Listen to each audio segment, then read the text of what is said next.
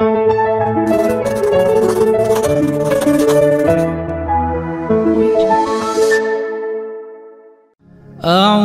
بالله من الشيطان الرجيم بسم الله الرحمن الرحيم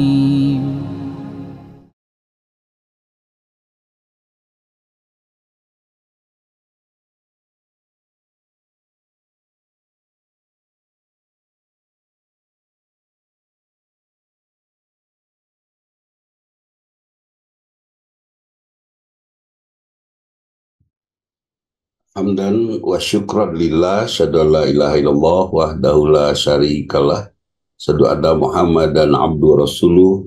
Allahumma sholli ala Muhammad wa ala ali wa sahbihi ajmain, amma ba'du. Hadirin, judulnya asik ya, bahagia bersama sunnah Rasul. Ustaz Ade, Masya Allah. Kalau saya pasti merasakan kebahagiaan itu. Kenapa? Karena ada keyakinan. Keyakinan apa? Keyakinan bahwa saya diciptakan oleh Allah ya mulia ya. Karena saya diciptakan oleh Allah wanita, maka saya ingin tahu apa sih inginnya Allah menciptakan saya kan itu.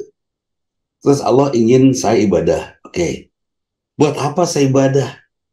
Apakah sesombong itu Allah sehingga meminta saya harus sujud ibadah kepadanya? Kata Allah, tidak. Liutami makarimal akhlak. Ibadah itu untuk membangun kesempurnaan akhlak. Akhlak itu apa? Ya, akhlak itu semua sikap kita. Termasuk mungkin denyut nadi yang benar, denyut jantung yang benar, dengan tekanan yang benar, itu mulia dia. Atau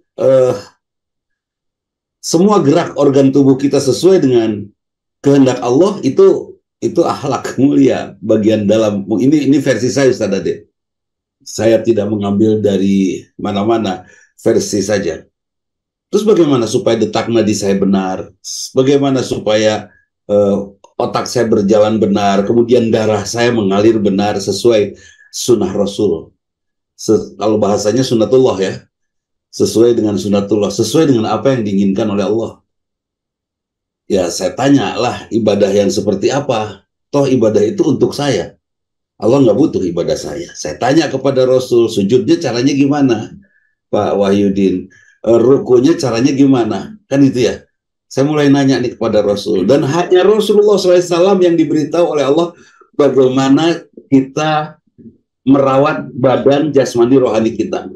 Jasmani rohani dan sosialita kita. Hanya Rasulullah yang diberitahu oleh Allah. Caranya oke, saya tanya kepada Rasul. Kata Rasulullah, pertama rukun Islam dulu, syahadat, sholat, terus sampai haji, lakukan itu. Dan temukan nasihat darinya sampai badan kita teratur oleh ibadah kita. Sholatnya ya udah, sholat jangan dibuat-buat. Ada sampai sholat, ada pesantren yang saya lihat di medsos, sampai sholat 100 rakaat katanya dirapel. Ya Allah, ya Rabbi. Ada yang begitu, terserahlah. Tapi sesuai sunnah Rasul. Saya tidak akan sesuai sunnah Pak Tony, nggak mau. Ya Pak Tony, saya nggak mau sesuai sunnah Pak Dean, nggak mau. Saya nggak mau sesuai sunnah Pak Harun, Pak Ari Harun, nggak mau. Saya pengen sesuai sunnah Rasul. Kenapa? Karena Allah hanya memberitahu kepada Rasul, bukan ke Ustadz Ade Binyamin, bukan kepada Dudi Mutakin, bukan kepada Cempet, bukan. Allah ngasih taunya ke Rasul. Oke, saya tanya ke Rasul. Sholat subuh 2 rakaat. Para dokter akhirnya melakukan penelitian, Ustadz Ade ya. Dan ternyata dari sholat subuh ada kesehatan. Dari tawaf sa'i ada kesehatan. Secara fisik. Ada juga nasihat untuk rohani kita. Saya mencoba untuk membangun kepribadian. Di coach oleh seorang dokter kandungan yang memberikan coaching pada saya. Kan anehnya, bapak-bapak, aki-aki malah, di coaching oleh dokter kandungan. Untuk membangun sesuatu pada diri saya, sampai akhirnya, Kang Iwan, luar biasa, ada Kang Hen-Hen ini yang baru juga, udah lama nih saya nggak ketemu. Pak Ginanjar. Saya bertemu dengan suasana tentram. Beliau bertanya, kenapa? sholat, kenapa ini, kenapa itu, ya udah. Akhirnya saya ingin dicintai Allah, dan saya juga mencoba supaya Allah mencintai saya cintai Allah. Ciri-ciri orang mencintai Allah nurut sama Allah, ya kan? Sebetulnya banyak suami yang susis, suami sian istri. Itu bukan suami sian istri, tapi suami cinta istri. Karena ciri cinta nurut. Dan banyak istri yang tidak cinta suaminya, nurut. Ah, eta. Bener tuh ya, setelah gitu ya, nama istri itu nurut berarti itu cinta. Suami mah nurut sama istri, itu artinya cinta. Nah, fattabi'uni katanya, yuhibbukumullah, ikuti aku, kata Allah, ikuti Allah dan Rasulnya, maka kita akan dicintai oleh Allah. Oke, ternyata Allah mencintai yang mana? Yang taat. Allah mencintai yang mana? Yang hatinya tulus hanya untuk Allah. Sampai tidak lagi terpengaruh oleh namanya benda-benda di muka bumi ini. Ini mengikuti sunatullah dan sunnah Rasulullah. Untuk ibadahnya sunnah Rasul, untuk perilakunya sunnah Rasul, untuk semua yang ada dalam fisik kita yang tidak bisa kita kendalikan, harus ikut sampai betul-betul darah kita ikut dengan sunatullah. Ternyata hasilnya ibadah kita membuat badan kita sehat. Ibadah kita membuat rohani kita sehat. Rohani kita sehat membuat imun tubuh bagus. Imun tubuh bagus membuat internal badan kita, ya, organ-organ tubuh kita, Bu Tati, itu sehat. Dan Allah ingin sekali kita semua mengembalikan badan kita, tubuh kita, fisik, jasmani, rohani kita kepada Allah dalam keadaan sehat. Caranya supaya sehat, ikut kepada Allah ya, Bu Min ya, ikut kepada Allah. Itu ikut kepada Allah caranya ya udah tanya kepada Rasul, ya Rasulullah gimana sih sholatnya, gimana saum teh, gimana haji teh, jangan sampai haji dipindah ke Indramayu, jangan. Ada tah haji dipindah ke Indramayu. Dan kalau saya punya pasukan nggak usah banyak, Ustadz Ade punya pasukan yang siap tempur bersama saya 50 orang saja. Siap, saya bawa granat, bawa bom ke sana ke Indramayu, aslinya ratakan saja itu Indramayu, dan jangan dikasih apa namanya, bahkan sertifikat tanahnya semua bakar semua. Jangan ada terus di agraria bakar semua, jangan ada lagi kepemilikan itu, karena itu kepemilikan hasil ngerampok. Wah, lebar atau bangun, jangan lebar ke duit. Kita masih lebar-lebar untuk urusan bangunan mewah, bukan pejuang namanya, tapi pembela bangunan, ya kan? Pembela infrastruktur. Kita berjuang untuk meluruskan al-Islam. Saya nggak ngerti itu berapa ratus wanita yang sudah wanita yang belum menikah, yang sudah tidak gadis di sana ya. Alhamdulillah mendalik. Dia tidak ikut Rasul, akibatnya muncul ketidaktentraman. Ciri, punten ya, kita bukan ngomongin ciri Panji Gumilang tidak tentram hidupnya apa?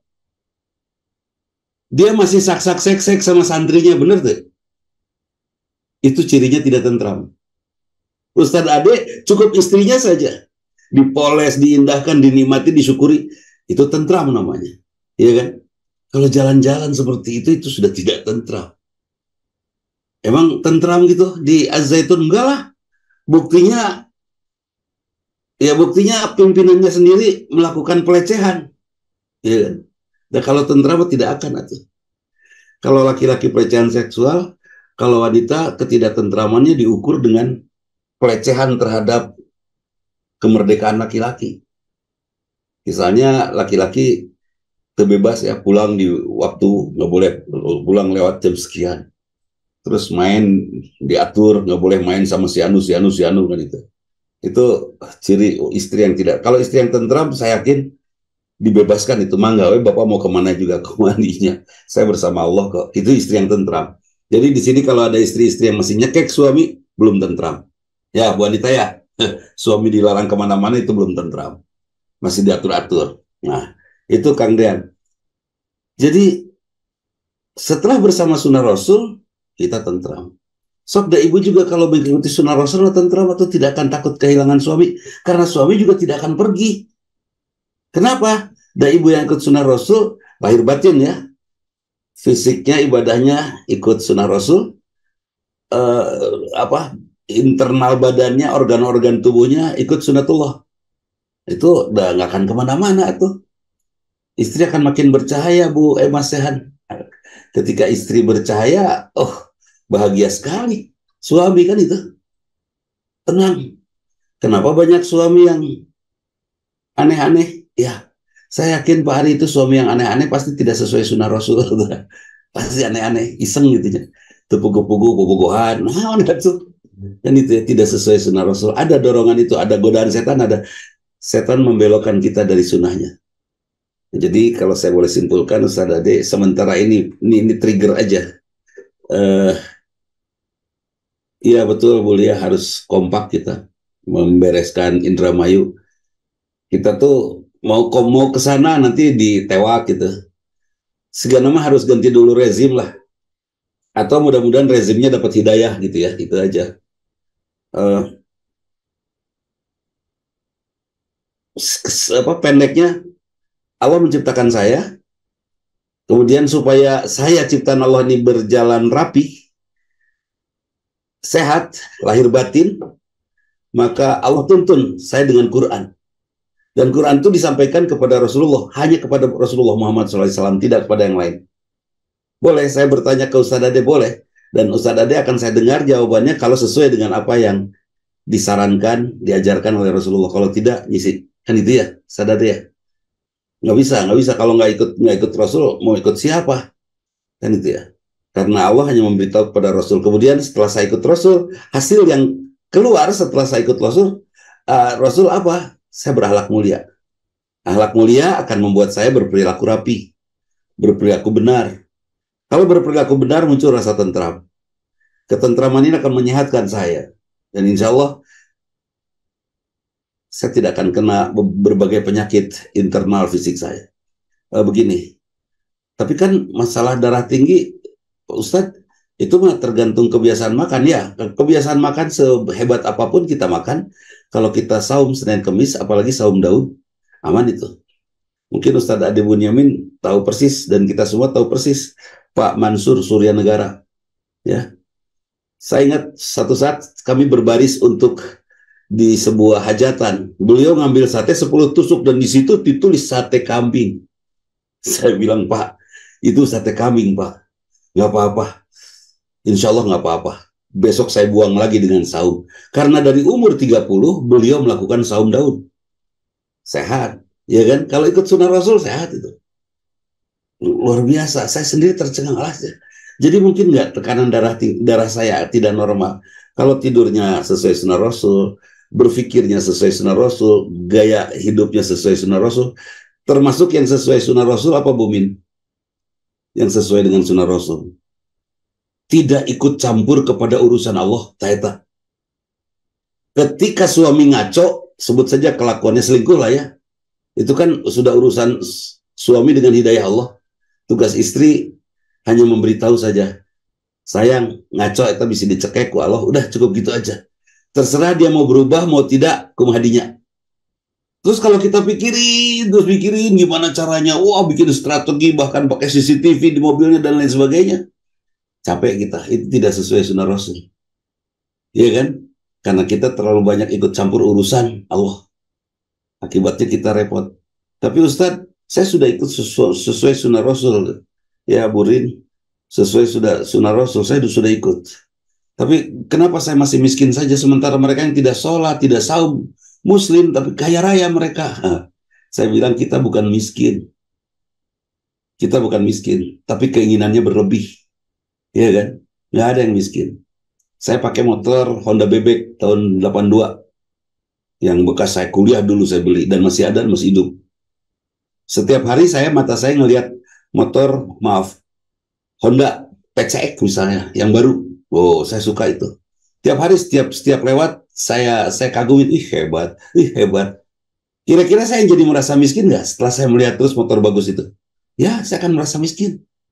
Tapi kalau saya sudah syukuri saja, ini motor hebat saya. Udah, saya pikir uang banyak pun tidak ada artinya kalau nggak ada yang dibeli kan itu ya. Irit misalnya. Begini Pak Tony punya teman yang miskin, ada ya, ada, oke. Pak Tony punya teman yang miskin. Pak Ari Harun ada ya teman yang miskin ya. Ini sahabat kita dari Majalengka, ada kan teman kita yang miskin. Sampai hari ini hari Rute hirup, ya kan? Sama dengan kita yang tidak terlalu miskin hirup. Oke, ada teman kita yang kaya raya, ada yang sudah meninggal, ada kentong riweuh ku beungharjeng miskin, kan itu ya. Kenapa ada merasa punya perasaan rada kurang gitu, Mang Ian? Kenapa coba ada perasaan kurang? Karena kita terlalu rajin lihat iklan dan pergi ke mall. Cobaan lah. Bu Anita dicoba ya. 2 tahun aja Bu Anita jangan pergi ke mall. Jangan lihat iklan. Jangan beli online shop. Jangan. Udah. Yang pentingnya aja lah buat makan minum sehari-hari paling sabun. Yang primer aja. Saya yakin kita tidak akan pernah merasa miskin. Tapi kalau tiap sore pulang kantor, kebetulan kantornya di lantai atas, di atas sebuah mall, turun, dan setiap hari ngelihat itu pasti merasa miskin terus. Oke, jangan kita rusak diri kita dengan terlalu banyak memikirkan urusan Allah. Dan apalagi Kang Hadi Kusuma, insya Allah kita akan sehat. Sunnah yang disampaikan oleh Rasulullah SAW adalah sunnah yang Allah minta dan hanya kepada Rasulullah memberitahu. Kemudian kita harus mengikuti apa yang dicontohkan oleh Rasul ya, Bu Rima. Ini Bu Rima ini Raja Kurma dari Cimahi, Ratu Kurma. Insya Allah setelah begitu kita akan sehat kalau kita ikut sunnah Rasulullah SAW. Karena itu yang Allah inginkan. Dan betul, saya sering sekali menyampaikan suatu saat pulang nanti Allah ingin kita sehat. Hati kita, jasmani rohani kita sehat. Caranya ikut sunnah. Ya. Ada orang yang tidak ikut sunnah, ada. Begini, Ustaz, gimana ya caranya mencintai Rasul? Dengan nyanyi, sholawatan misalnya, silahkan. Allahumma sholli ala Muhammad, silahkan.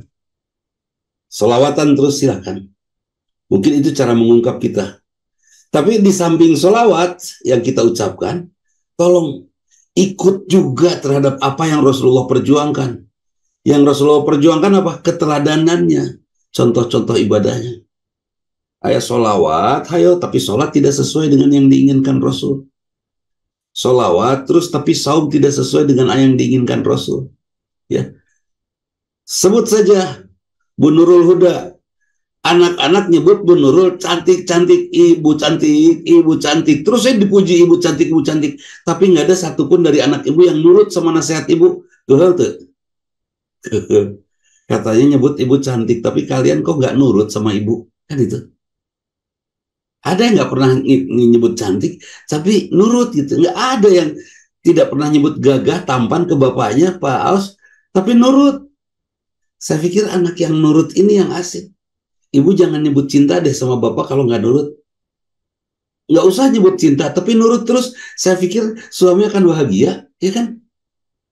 Apa ibu tidak cukup bahagia dengan nurutnya suami ke ibu? Adalah nurut suami mah dikakasake ku ibu. Nurut Kang Ari disuruh gitu, hayo, disuruh gitu, hayo. Malah lagi macet-macet, istri nelpon, Pak tolong ya nanti mampir ke pasar beliin bawang. Mama, aku teh lagi di sini. Apa kau nggak mau tahu beliin bawang? Nurut di suami nate. Ya, ketika suami nurut, Bu, apa tidak cukup itu gambaran dari kebaikan hati ya, kebaikan hati dan lain sebagainya seorang bapak kepada istrinya. Itu. Bu dokter ada di sini. Luar biasa. Nuhun Bu, ini saya semangat tempur 45 ini. Nah, itu. Jadi ada kondisi. Mari kita sehatkan jasmani rohani kita. Ya. Setelah sehat jasmani rohani kita, silakan pulangkan diri kita kepada Allah dalam keadaan sehat. Insya Allah sangat suka. Tapi gimana kalau di akhir hayat kita secara fisik kita sakit? Kanker misalnya.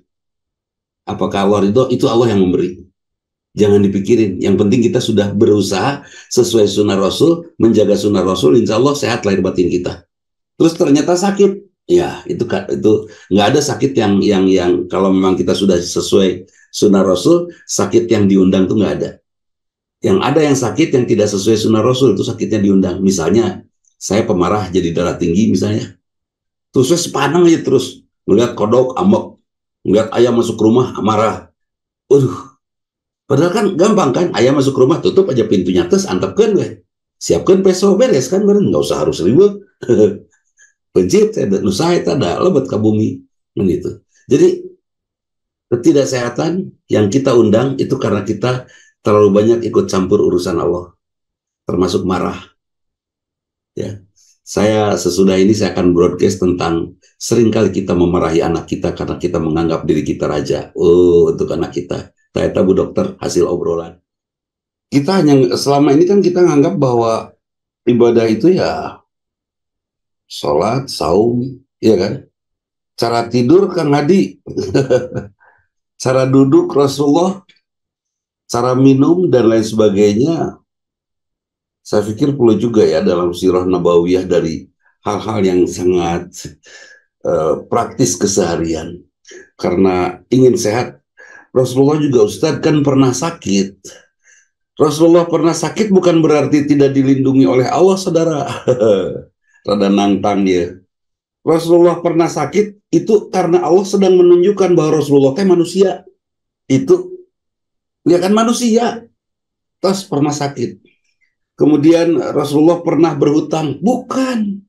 Rasulullah pernah hutang bisa minta ke Umar bin Khattab, ke Utsman bin Affan. Tapi Rasulullah memiliki karakter sekuasa apapun beliau tidak memanfaatkan sahabatnya untuk beliau meminta. Dan memberikan contoh bahwa berhutang itu harus dibayar tepat waktu, itu dua. Yang ketiga, di sana ada dakwah. Toh Yahudi yang meminjamkan uang dan mengambil gadaiannya baju besi Rasulullah akhirnya masuk Islam. Karena benar Rasulullah dihina di hadapan orang, tidak marah, engkau Rasul yang saya imani, kan itu. Jadi bukan kata seorang teman yang tukang hutang, saat Rasulullah gak sok hutang, saya tadi degungkan desing, nggak ada lah hutang, nggak ada. Rasulullah berlindung kepada Allah dari hutang. Kalau mau Rasulullah betul-betul butuh, tidak mungkin sahabat Rasulullah seperti Abdurrahman bin Auf yang kaya raya, Utsman bin Affan yang kaya raya membiarkan Rasulullah berhutang. Nggak mungkin lah. Itu hanya menunjukkan saja bahwa begitu adab berhutang, satu. Yang kedua, mudah-mudahan hutang kita menjadi dakwah. Ya, saya pinjam uang kepada Bu Dele. Setelah saya pinjam uang, saya bayar tepat waktu. Sesuai dengan janji. Kemudian dengan santun, setiap periode saya memberikan laporan, Bu, insya Allah saya bisa bayar. Kemudian saya tetap santun kepada beliau. Setelah membayar, saya tidak menjadi takabur. Saya kira itu menjadi dakwah. Kan sekarang mah berhutang teh menjadi musuh. Orang kayak pas giliran ninja mending aduh Kang pun aduh. Malah ada sama saya Ustaz Ade setiap hari yang sekarang sudah saya jadikan sahabat saja sesuai dengan coaching yang diberikan kepada saya. Saya jadikan sahabat. Tiap hari itu 20-30 orang saat bantuanlah melalui WhatsApp ataupun yang datang. Ada juga yang kekeh ngeluarin dulu dalil bahwa berbuat baik adalah begini-begini. Nyarekan lah, terus udah gitu teh minjem. Aduh, setiap hari itu teh model. Kemarin mas saya rada stres. Naik, oh ternyata saya tidak sesuai sunnah Rasul. Apa sunnah Rasulnya? Ada bantu, tidak ada mohon maaf, sudah. Ketika dipaksa ya tos itu urusan Allah tilepan beres. Jadi enteng sekarang semuanya. Dan alhamdulillah Rasulullah pernah sakit sekali lagi bukan karena Rasulullah salah hidup. Tapi Rasulullah mau menunjukkan bahwa Rasul itu abasyarum mislukum, manusia seperti kalian. Rasulullah pernah berhutang, ya, dan marah Rasul. Kalau saya dapat coaching, jangan bunuh emosimu. Situ juara itu. Jangan bunuh emosimu. Terus akhirnya saya manage emosi saya. Hese menempatkan marah pada tempatnya. Rada hese. Tapi akhirnya ya kalau orang lain mungkin silahkan melatihnya berbulan-bulan. Saya harus berjam-jam sudah selesai. Sudah tidak ada lagi kesal. Sudah tidak ada lagi marah. Rasulullah pernah marah. Dan marah Rasulullah seketika. Ketika datang seorang pemuda yang berdosa, mengadu kepada Rasulullah, memerah mata Rasul dan diam. Sampai turun wahyu, kata Rasulullah sholat 2 rakaat. Kenapa saya harus sholat ya Rasulullah? Karena idal hasanat tatudhibna sayyi'at, karena kebaikan ibadah itu menghapus dosamu. Karena sholat sahabat ini 2 rakaat beres. Hanya saya, Ustaz Ade, saya tidak ceritakan dosana naon bisa ditarudutan. Ustaz Ade dan saya apalah, guys. ST ya, tahu sama tahu aja. Itu Masya Allah. Rasulullah marahnya seketika setelah kata Rasulullah sholat. Artinya marahnya bukan ingin dia berhenti berdosa, tapi dari marahnya Rasulullah ingin dia dekat dengan Allah. Setelah dekat dengan Allah, akhirnya berhenti berdosa. Kan gitu. Salat kamu. Pan kalau kita memerintah gaplok, geplak. Mungkin ya. Karena kita ingin dia berhenti. Tidak, Rasulullah tidak meminta dia berhenti berdosa. Tapi Rasulullah meminta dia bertobat. Dan salah satu tobat diantaranya sholat. Dekatkan diri kita kepada Allah. Dengan dekat kepada Allah, maka orang dengan sendirinya akan berhenti dari dosa. Itu. Ini hasil coaching aja bahwa Rasulullah mengendalikan emosinya bagus sekali. Bagus sekali. Biarkan emosi itu, Bu. Hei, hadirin, sahabat semua, jangan bunuh emosi, Bu. Waduh, gayanya ya nama. Biarkan dia ada. Marah, silahkan. Kesel, silahkan. Tapi tempatkan di tempat yang pas. Jangan sampai marah kesel itu meledak, kemudian mencari tema.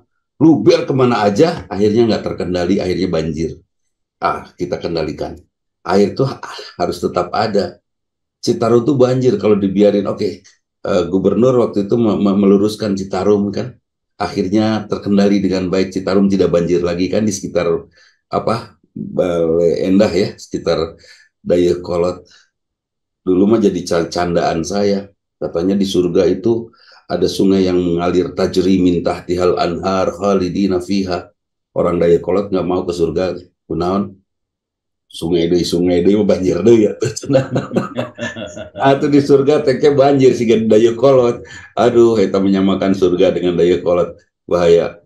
Yang jelas, bersyukur Ustaz Ade, terima kasih, jazakumullah khairan katsiro. Luar biasa mengungkapkan humanistiknya Rasulullah SAW yang insya Allah kita teladani ya. Betul itu. Mungkin di usia siapa ya di sini ya? Mang Ian, tadi usia Mang Ian itu belum terasa. Mang Ian pas bangun tidur duduk dulu. Itu saya sudah terasa kalau saya bangun tidur langsung ngacir, itu pasti nabrak lemari. Ini kuburan pasti itu nabrak lemari. Kalau langsung ngacir, jadi duduk dulu. Terus berdoa dulu, alhamdulillahilladzi ahyana ba'da ma amatana wa ilaihi. Dan itu dihayati tak kalimat alhamdulillahilladzi ahyana ba. Terima kasih ya Allah, Engkau berikan kepada saya kesempatan hidup. Kesempatan saya menambah lagi pahala hari ini. Dan seterusnya, kesempatan saya menikmati siang ini. Kesempatan saya bisa memeluk cucu saya. Wah, luar biasa itu. Betul-betul rasa syukurnya tuh. Jadi hari-hari kita isi dengan kebahagiaan ya. Kemudian pas mau tidur, mulia, kabayan mau tidur. Sudah kita bahagia seharian, 24 jam, 12 jam lah. Ya, 20 sekian jam lah. Sudah kita bangun, terus tidur, mulia. Pendeknya ya, Bismillahirrahmanirrahim, ahya wa dengan namamu saya hidup dan saya mati. Artinya sudah saya hidup tadi dan saya siap mati besok. Kemarin mah Bu Dele Bismillahirrahmanirrahim, ahya wa amu tek langsung. Bari perem la ilaha illallah, la ilaha illallah langsung. Sekarang enggak, alhamdulillahirabbil alamin. Rada wiridannya rada lengkap, subhanallah, alhamdulillah, la ilaha illallah akbar. Tadi nama la ilaha illallah terus. Dengan harapan saya meninggal dalam mengucapkan la ilaha illallah. Karena bayangkan sok. Nanti ya, mungkin pada Dadang Kurniawan dicoba ya, nanti pas tidur bismillahirrahmanirrahim ahya wa amutnya, bayangkan bahwa kita tidur tidak akan bangun lagi. Nah, deg-deg da aslina. Aduh. Yang pernah marah ke istri langsung ngaharewas kepada istri. Maafkan saya kalau saya besok meninggal. Kalau nggak meninggal mah terserahlah. Ulah gitu. Pokoknya tiap hari ya kita minta maaf. Itu kan luar biasa kalimat Bismillahirrahmanirrahim ahya wa amut. Dan bangun tidurnya kita jemput kegembiraan. Ahyana ba'da ma amatana wa ilaihin nusur, kan itu ya. Setelah mati kita dihidupkan lagi dan Allah berikan kepada kita kegembiraan. Jadi salah besar Pak Aos, Ustadz Hashim, Pak Ari Harun, kalau bangun pada siang hari kita isi dengan kesedihan, kebingungan, ruwet, itu salah besar. harus kita isi dengan kegembiraan karena doa bangun tidur kita adalah doa kegembiraan. Insya Allah, Ersad, mudah-mudahan sahabat semua yang hadir di Zoom ini mendapatkan sesuatu. Dan satu hal, insya Allah diumumkan begini buat peresmian masjid di Madrasah Karya Madani. Insya Allah nanti form pendaftarannya saya kirimkan linknya melalui WhatsApp. Kemudian itu dibatasi waktunya supaya sesuai dengan kapasitas. Kalau misalnya kapasitas daya tampung madrasahnya hanya segitu, misalnya hanya 30 orang, pas masuk ke angka 30 langsung linknya dicabut. Sudah terdaftar aja 30 peserta kan gitu ya, 30 sahabat yang akan ikut peresmian sekalian tasyakur lah di sana. Kita sudah sekian tahun madrasah ini berdiri, 23 tahun kurang lebih. Dan saya sendiri tidak mengerti Ustadz Ade, di mana eta rizki. Nah, wallahu alam, betul-betul saya belum cerita kepada Ersad di mana rizkina, dan saya juga kenapa saya belum cerita kepada anak saya Ersad, kebetulan sekretaris Yayasan Madrasah Karya Madani beliau. Saya tidak cerita karena saya sendiri tidak tahu dari mana sumbernya. Tuh paham aslina. Yang jelas hidup baik sampai hari ini itu sekedar tasyakur tahadus bidimah di masjid yang ada di belakang gambar saya ini nih. Ini sudah selesai sekarang, sudah selesai Pak Dek. Sekarang tinggal peresmian, bukan peresmian meureun bahasa nate ya. Bersyukur dan resmi wae masjid beti baheula. Dan yang luar biasa, pembangunan masjid ini tidak meninggalkan hutang, bahkan meninggalkan saldo. Jagoannya di mana ngebangun masjid sekian bulan meninggalkan saldo. Iwal orang-orang suci atau yang membangunnya. Orang-orang suci tahu nggak, orang Surapati, Surapati Cicahe itu orang-orang suci. Tuh. Jadi saya bersyukur sekali atas kondisi ini karena dorongan sahabat semua. Insya Allah tanggal 29 Juli kita bikin acara tasyakurnya jam 8 pagi, bisa menggunakan kendaraan sendiri, nanti mapnya di-share. Kemudian bisa juga kita, kalau ada yang mau pakai bis, kita siapkan bisnya, mangga we malah layar nyalira karena bus mah nyetiran nyalira kan gitu. Kalau tidak mau bayar nyupir gitu we nya. Tadinya Ustaz, saya pengen ke madrasah pakai bis, tapi nggak mau bayar, sok nyupiran. Nah, itu beres lah nyupiran bus. Itu. Jadi mudah-mudahan berkah. Insya Allah di sini ada dari Mutiara Hati ya Bulia, dari As-Solehah juga membantu, dari Al-Islam juga alhamdulillah, dari Rumah Sakit Ibu dan Anak RSIA Wibitung Al-Islam juga ada beberapa sahabat di sana yang ikut membantu juga semua sahabat. Dan perlu saya sampaikan Pak Ari Harun, Kang Nanang Sutisna, ketika saya broadcast beli kapling di surga 100.000 rupiah, ya Allah, anak muda itu yang ngirimnya. Kemudian karena gampangnya 100 orang buat tanah di surga, kan juara itu. Song banyak sekali, sampai hanya 10 hari ya Bu Anita ya, itu sudah saya tutup ya, waktu itu selesai. Ditutup, terpenuhi kebutuhan dananya. Nah, itu luar biasa itu. Nah, jadi insya Allah pada saat tanggal 29 nanti mungkin mudah-mudahan juga Ustadz Handi Boni dan Ustadz Evi Effendi akan hadir ya untuk menemani kita semua. Tapi si Gana rada telat, kata mereka bilang saya ada acara dulu. Ustadz Dudi heula biasana sok jara raya jelema ieu mah ka abdi teh. Setelah saya 2,5 jam baru mereka datang kan geuleuh teh. Terus ngabudah urang teh. Baru mereka datang. Ustadz Ade Bunyamin juga di haturanan Ustadz.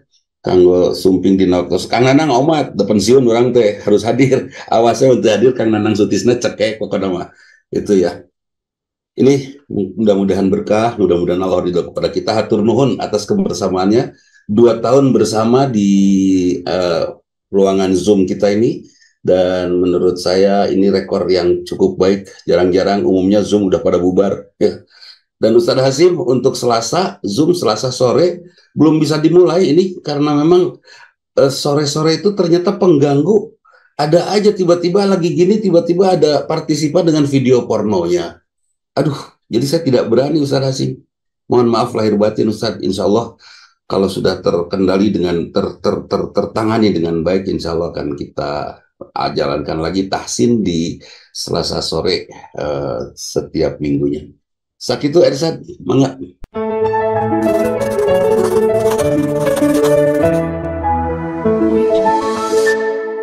أعوذ بالله من الشيطان الرجيم بسم الله الرحمن الرحيم